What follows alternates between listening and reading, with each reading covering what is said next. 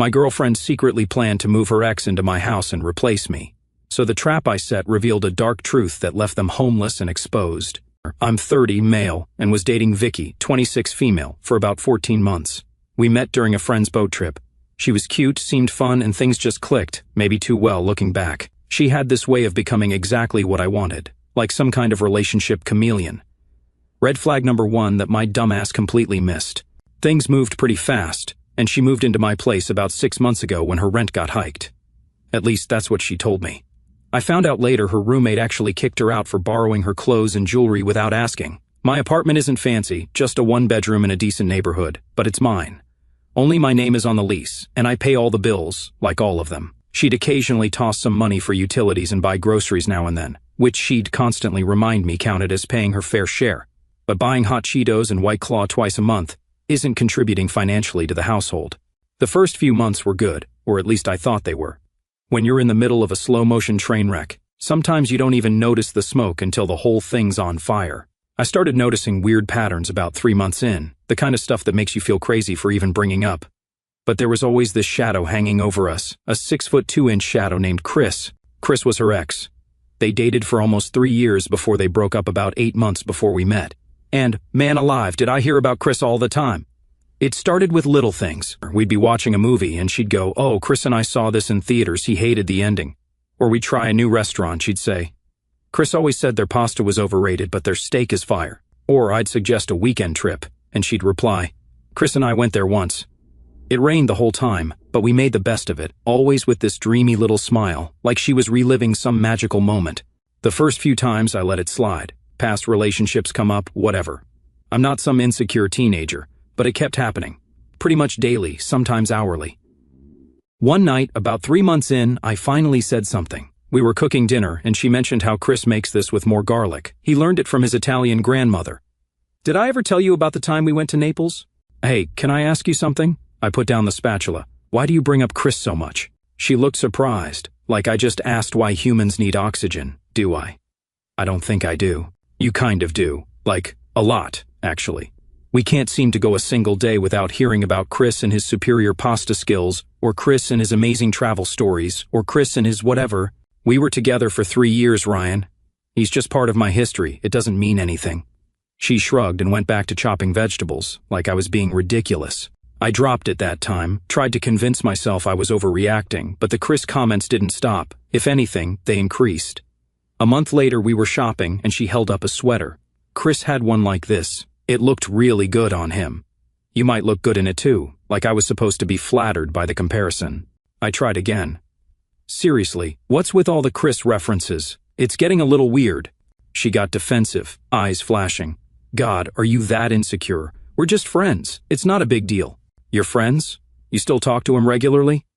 This was news to me. Yeah, we text sometimes. So what? We didn't end on bad terms or anything. He's a good guy. That was news to me, but again, I tried to be the cool, understanding boyfriend who doesn't get jealous about exes hanging around. My first mistake. But I was actually getting distressed. I kept going to work, hitting the gym occasionally, and trying to convince myself everything was fine. At the office, Cassidy from accounting always said, "Hi," when we passed in the hallway. Just 3 words, "Hey, Ryan," but her eyes said more. She'd smile, this little smile that made me feel like a human being again, instead of a walking ATM therapist combo. Not that I was checking her out or anything, I don't roll like that. But sometimes when your relationship is turning into a dumpster fire, it's nice to be reminded that normal, sane people exist. The thing that really started to eat at me was how Vicky would act all coupley on social media but completely different in real life, posting pics of us with captions like "my forever" person, but then spending our actual anniversary night texting constantly under the table at dinner, acting wounded when I didn't buy her expensive gifts but never remembering anything important about my life. The woman couldn't name my best friends after a year together, but expected me to memorize her entire extended family's birthdays. About 5 months into living together, I realized something truly depressing. I was happier when she wasn't home. When she was gone, I could actually relax, watch what I wanted, eat what I wanted, not worry about saying the wrong thing and triggering an hour-long argument about how I never support her dreams, which changed weekly, by the way. One week it was opening a bakery, the next, it was becoming a travel influencer.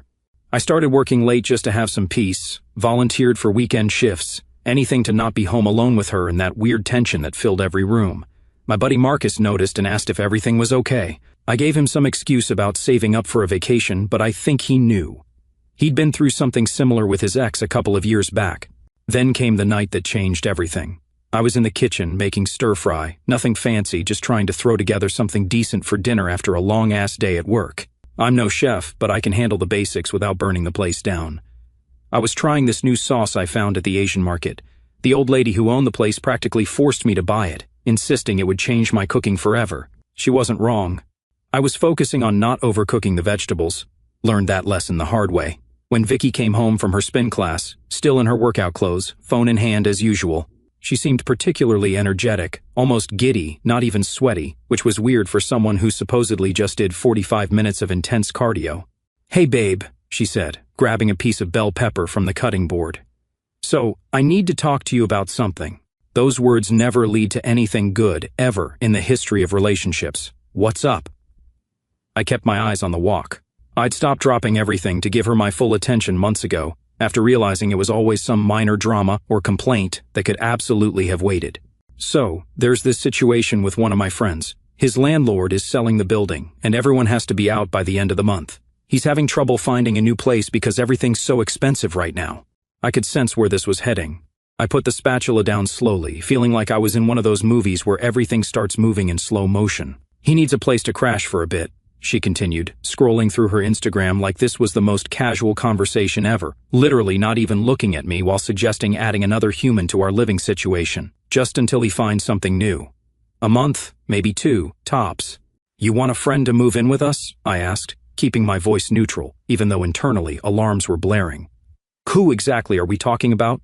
She hesitated for just a second. That little pause told me everything I needed to know. "It's someone you've heard me mention before," she mumbled, suddenly fascinated by her nails. I raised an eyebrow. "Who?" She shifted her weight. "Just a friend from before." I waited, didn't say a word, just stared. Finally, she sighed, like I was dragging it out of her. "Chris," she muttered, barely above a whisper. There it was, the ghost she swore was dead and buried. "Chris," I repeated, making sure she heard the weight in my voice. "As in your ex-boyfriend Chris?" "Yeah, but he's just a friend now, obviously," she said it way too fast, like trying to outrun the obvious. "Listen, he's super quiet, super respectful. You might actually learn something from him. He's amazing at fixing stuff. And honestly, his cooking makes yours look like struggle meals, no offense." She gave me this bright, fake smile, like she was doing me a favor instead of trying to sneak her ex into my apartment like a Trojan horse with better recipes. But the way she said it, like it's not a big deal, trying to move your ex-boyfriend into your current boyfriend's apartment, totally normal Tuesday behavior. "Why didn't you mention that part first? And why are you making this decision without even asking me?" "This is my apartment." "Our apartment," she corrected, which was total nonsense since my name's the only one on the lease, and I paid 100% of the rent and about 90% of everything else. I wanted to snap, just unload everything I'd been holding in, every lie, every excuse, every fake girls' night she'd weaponized as a smokescreen. But then I looked at her. She was so confidently detached from reality, genuinely believing this was a reasonable ask, like moving her ex in wasn't the kind of thing that should shatter a relationship. That's when it hit me. She didn't see this as a relationship anymore. Not really. To her, this was a living arrangement with perks. I wasn't a partner, I was background noise with a wallet, and no amount of talking was going to bring her back to earth. So I don't know what came over me, but I just said, okay. I knew right then I was done with her. But I wanted to see how far she'd take this charade, how much she thought she could get away with. Sometimes you have to let people show you exactly who they are. She looked surprised for a second, then grinned. "Really? That's great. You're the best." She kissed my cheek. "I'll let him know. He's thinking about bringing some stuff over tomorrow." She walked away, already typing on her phone, no doubt telling Chris the good news. Her thumbs were moving so fast you'd think she was disarming a bomb. I just stood there, feeling weirdly calm despite the fact that my relationship had essentially just exploded in my face. For the next hour, I mechanically finished making dinner while she showered and got ready. My mind was racing, planning my next move. She came out in fresh clothes and grabbed a plate. No thank you for cooking, no offer to do dishes, just took food like it was her birthright. "This is pretty good," she said between bites, sounding surprised that I'd managed to make something edible. "Oh, and Chris might swing by later to check out the living room situation. Is that cool?" The audacity, the absolute brass balls on this woman. "Tomorrow, right?" "Not tonight," I asked, trying to keep my voice level. No, tomorrow probably. Hey, I'm going to Target to pick up a few things, then meeting Jen for drinks. Don't wait up. She kissed me on the cheek and was out the door before I could respond. I heard her car start, and something inside me just snapped. I called Jen right after Vicky left, just to confirm my suspicions.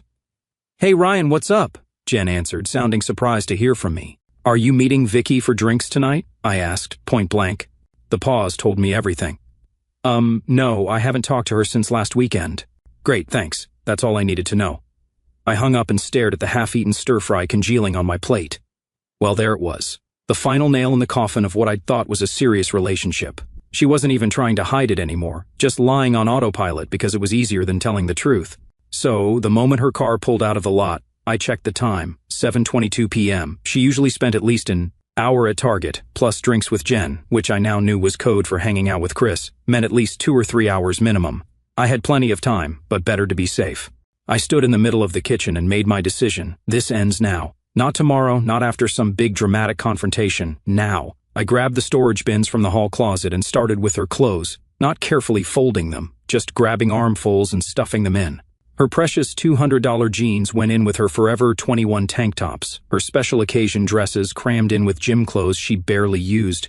I almost tossed in my favorite hoodie before remembering it was mine. She just wore it so often it lived in her drawer. She'd taken over 3 of my dresser drawers despite coming with barely 2 suitcases of clothes. Funny how that works.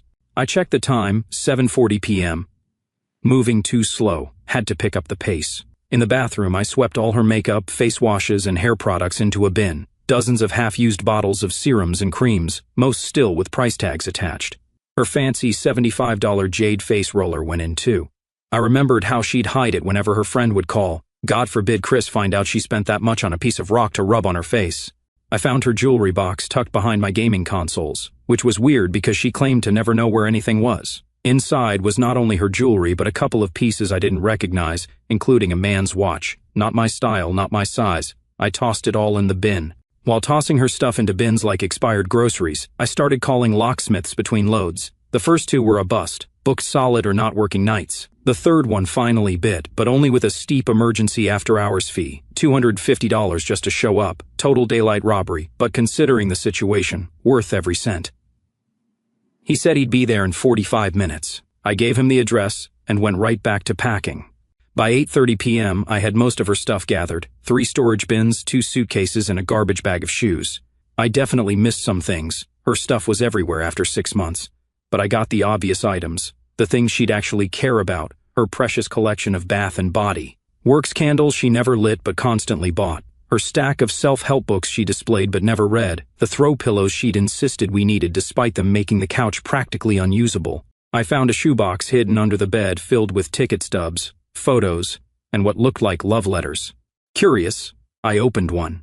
It was dated 3 months ago, well into our relationship, and signed, Forever Yours, C, that went straight into the bin. No time for that pain right now. I checked my phone. No text from Vicky just as well. The locksmith showed up at 9:05. The guy gave me a knowing look when he saw all the packed bags. Rough night? He asked, setting up his tools. Long time coming, I replied. I showed him my lease and ID to prove I had the right to change the locks. He nodded and got to work. Women, huh? He said while installing the new deadbolt. I didn't respond to that. It wasn't about women, it was about Vicky and her lies. About the person I thought I knew who turned out to be someone completely different. Tony worked in silence after that, probably thinking I was in some kind of emotional shock. Maybe I was. By 9:40, new locks were installed, 2 new keys in my hand. I paid him, adding a $50 tip because I appreciated him coming so quickly. Also because I wanted him to remember me favorably in case the police asked questions later. Not my proudest thought, but you have to be strategic in crisis situations. As soon as he left, I started carrying the bins and bags down to the curb. 4 trips up and down the stairs, constantly checking my phone. One of the neighbors definitely saw me from her balcony but just gave me a little nod. I think she'd seen Vicky sneaking out at odd hours enough times to put 2 and 2 together. Mrs. Wilson didn't miss much. Former high school principal with eyes like a hawk. I arranged everything neatly, I'm not a monster, and took a photo of the pile. Now for the hard part, I needed Chris's number. I scrolled through Vicky's contacts list on my laptop. She'd logged into her Google account on it months ago and never logged out. Found a Chris with a different last name than what she'd once mentioned, listed under work contacts, even though they definitely didn't work together. Clever girl. His number was there, just waiting to be used. I sent him the photo. Vicky's moving in with you now. Her things are at my place. She said you'd be thrilled to have her.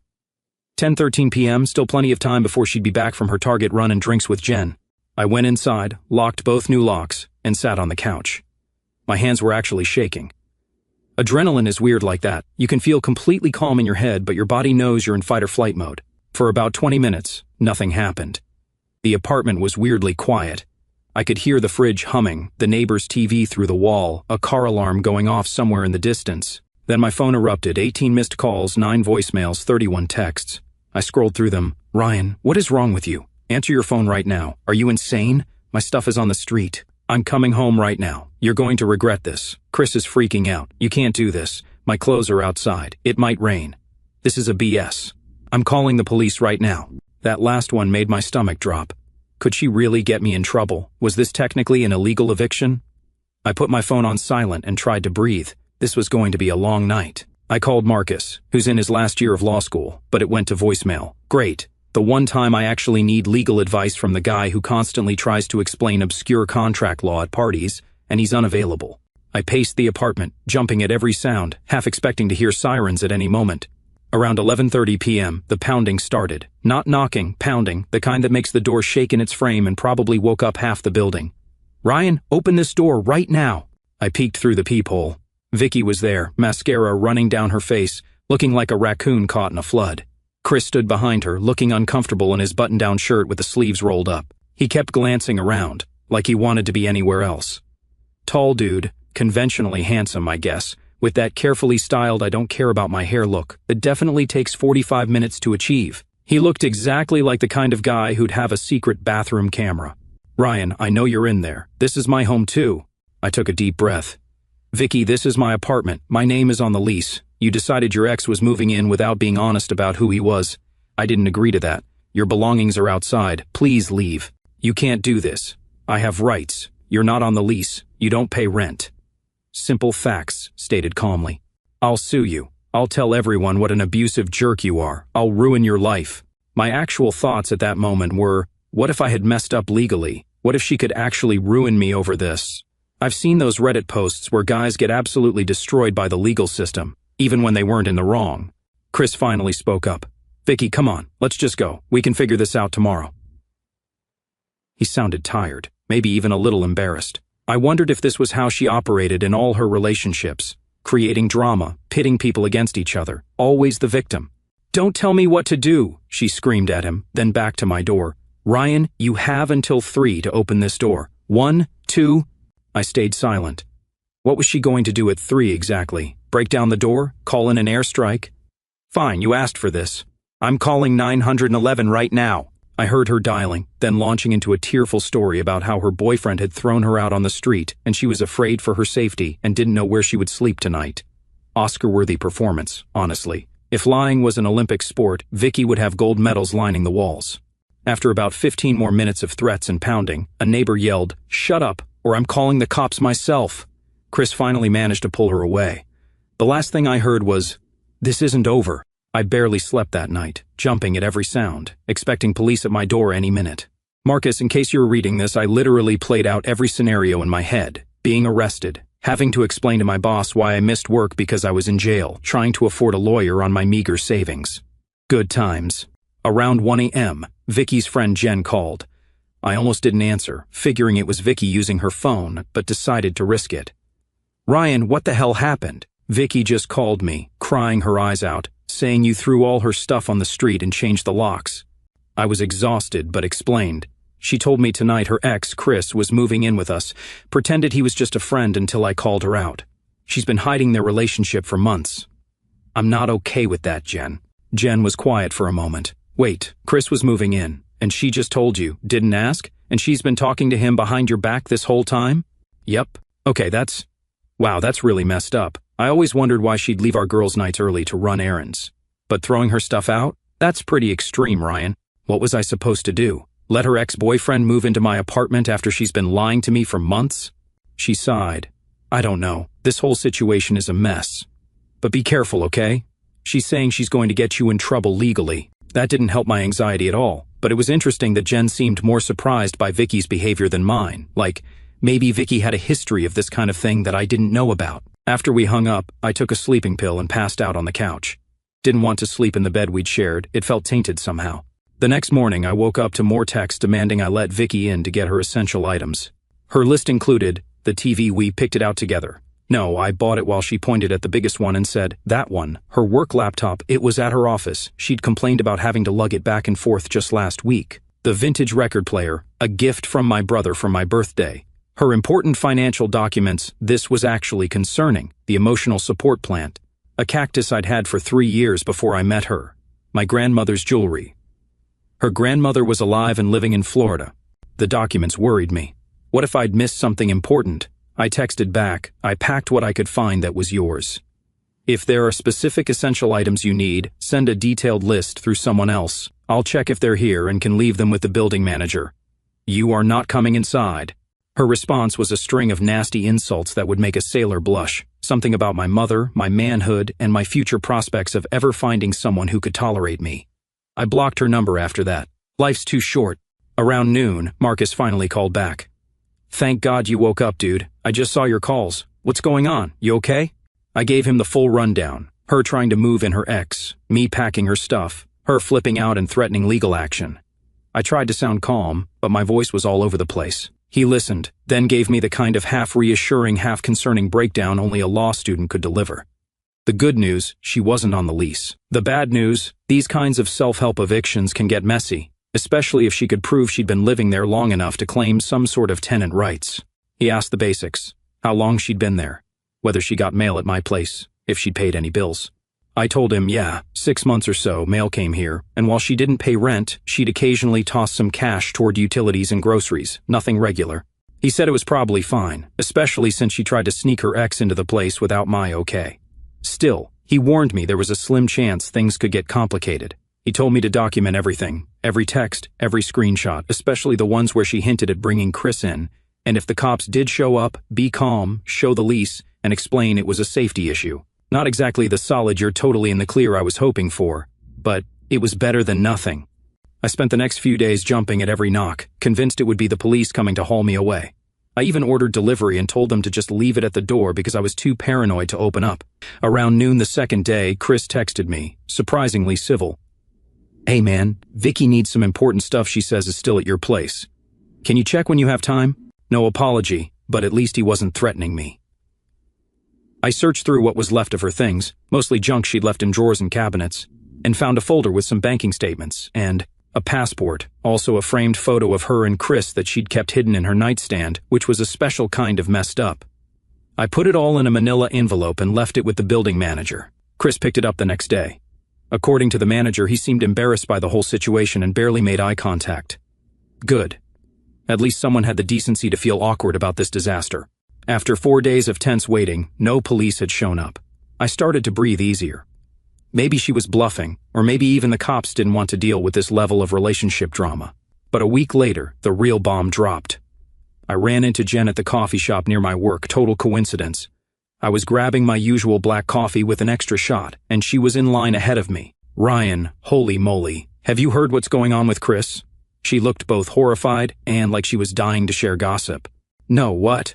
So, my roommate's sister works with this girl who used to date Chris's roommate.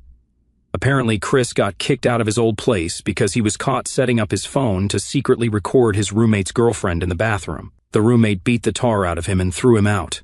And the worst part? The video somehow got leaked, and now Chris is in this group chat where women warn each other about creeps. My stomach dropped. Are you serious? That's why he needed a place to stay? Yep. Total lie about the landlord selling the building. He's a straight-up pervert. She pulled out her phone. And get this, someone tagged Vicky in one of these threads exposing Chris yesterday. She knows what he did, Ryan. She showed me the post. There it was, Vicky tagged with a comment. This girl is still defending him. Watch out for her too. I felt sick but also relieved. I dodged more than just an annoying roommate situation. I dodged a predator in my home. Have you talked to Vicky about this? I asked. Jen rolled her eyes. She's claiming it's all a misunderstanding and Chris is the victim of a jealous ex. But like 5 women have come forward, saying he had hidden cameras in bathrooms and changing rooms. There are receipts, Ryan, screenshots, police reports. and she's still standing by him. It's messed up. I took a screenshot of one of the posts and sent it straight to Marcus, just to put a legal pin in it. His reply came back fast, basically confirming I dodged a full-on disaster. If Chris had moved in, it would have been a nightmare with a camera angle. During this whole conversation, Cassidy walked by our table. "Hey Ryan, just 3 words." She smiled, I smiled back. Jen noticed and raised an eyebrow but didn't comment. Thank God for small mercies. As word spread, Vicky's support system crumbled faster than a sandcastle at high tide. According to Jen, even people who initially thought I was the bad guy in this situation started backing away from Vicky when they learned about Chris's hobby. 2 days after Jen showed me the posts about Chris, Vicky called me from a new number, screaming. Not because she was innocent, but because now she was publicly linked to him online. "This is your fault," she screamed. "People are tagging me. My boss saw it. I might get fired." "Sounds like a you problem," I said before hanging up. Not my proudest moment, but I'd run out of patience for her victim act. She kept trying to contact me through random numbers, mutual friends, even had her little sister message me on Instagram. I blocked them all. Did I feel bad? Hell no. According to Jen, who had become my unexpected source of intel in this saga, Vicky and Chris had been staying with Vicky's older sister, Megan.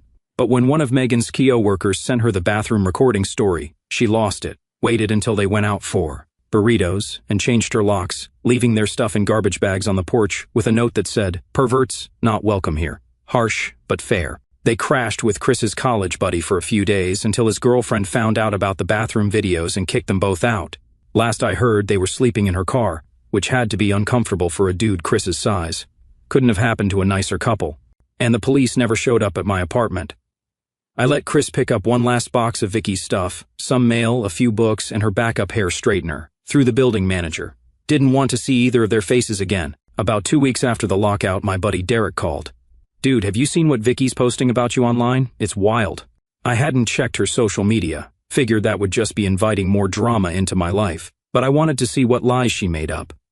So, I used Derek's phone to look. It was bad, really bad. Posts calling me abusive, controlling, unstable, claims I'd monitored her phone, isolated her from friends, even threatened her physically. All complete fabrications, but written convincingly enough that people who didn't know me might believe them. "This is insane," I said, handing the phone back to Derek. "None of this happened." "I know, man. That's why I'm showing you. You might want to think about getting ahead of this." He was right. I took screenshots of everything, downloaded our text history showing her plans to move Chris in, and sent it all to Marcus for safekeeping. I wasn't planning to do anything with it unless she escalated further, but better safe than sorry. According to what Jen reluctantly shared but clearly enjoyed telling me, Vicky and Chris were in hell right now. They couldn't find anywhere to stay because the bathroom video scandal followed them everywhere. Her parents wouldn't take them in because her dad never liked Chris in the first place. She lost her job at the marketing firm when her boss found out about the bathroom recording situation. Apparently, they have some major clients who work with women's shelters. Her car got repossessed last week because she couldn't make payments. She's been essentially blacklisted on social media, with people tagging her as Creep Defender on every platform. Vicky sent one final email from a new address, since I blocked her, claiming I'd destroyed her life and ruined her reputation, and demanding money for emotional distress and emergency housing costs. I deleted it without finishing it. Play stupid games, win stupid prizes. It's been about a month since what my friends now call the Great Bin Eviction. No regrets, not a single one. For me, life's looking up. Yesterday, I asked someone if she wanted to grab dinner after work. I'll let you guess who. She said yes. Turns out those 3 words she'd say to me in the hallway meant something after all. We've been texting nonstop since then, and it's crazy how different it feels to talk to someone normal. No games, no hidden agendas, just actual conversation with a human being who isn't trying to manipulate me. My buddies took me out to celebrate my freedom, as they called it. Marcus admitted he'd never liked Vicky, but hadn't wanted to say anything. Derek said she'd always had a weird vibe. Even my mom, who tries to see the good in everyone, just said, "I'm glad you're happy again, Ryan," in a tone that spoke volumes. The whole experience taught me some valuable lessons about boundaries, self-respect, and trusting my gut. When someone shows you who they are, believe them the first time. And when they try to move their creepy ex into your apartment, change the locks. So, that's my story. Actually, don't care if I am the asshole. Some trash takes itself out.